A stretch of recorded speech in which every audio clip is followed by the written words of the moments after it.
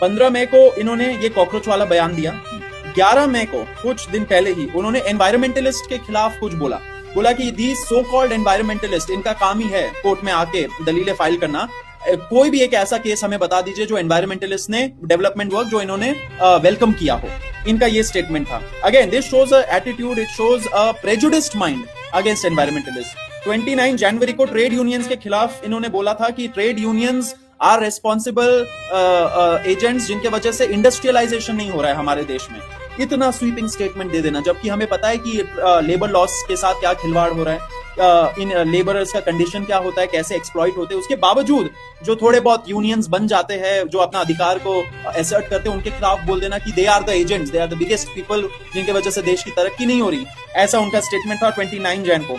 2 दिसंबर को उन्होंने रोहिंग्या का कोई मैटर सुनते हुए बोला था कि रोहिंग्या लोगों को क्या हमें इंट्रूडर्स को वेलकम करना चाहिए। अब देखिए उनके सामने केस कितना सेंसिटिव था कि एलिगेशन था कि पुलिस वालों ने कुछ लोगों को उठा के पुश बैक कर दिया, फेंक दिया दूसरे देश के अंदर।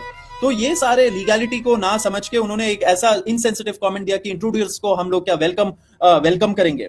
इस ऐसे ही उन्होंने पहले भी 12 दिसंबर को इन्होंने जब ये रोहिंग्या वाला कमेंट पे बहुत ज्यादा बवाल मचा था, ऐसे ही कुछ दिन बाद उन्होंने एक स्टेटमेंट दिया था 12 दिसंबर को कि nobody can browbeat me with comments, मतलब कि मुझे कोई धमका डरा नहीं सकता कोई। लेकिन एक कंसर्टेड अटेम्प्ट चल रहा है सोशल मीडिया पे एंड बाहर के साइड में क्रिटिसिज्म करके, लेकिन मैं नहीं पीछे हटूंगा, मैं नहीं कुछ करूंगा।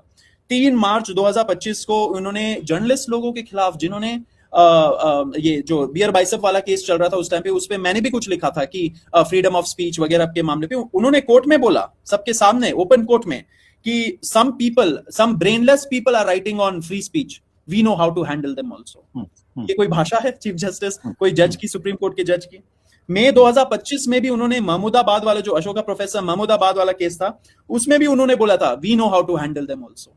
तो बताइए ऐसे धमकियां आ रही है, ऐसे कमेंट्स आ रहे, and not 1 time 2 time 3 time, these are 3 4 5 7 times ऐसे कमेंट्स आए हैं पिछले 2 सालों में।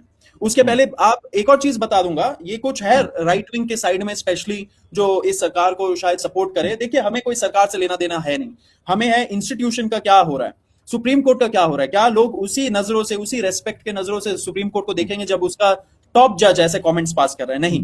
तो हमारा कंसर्न है what is the institutional image, what is the signal that is going.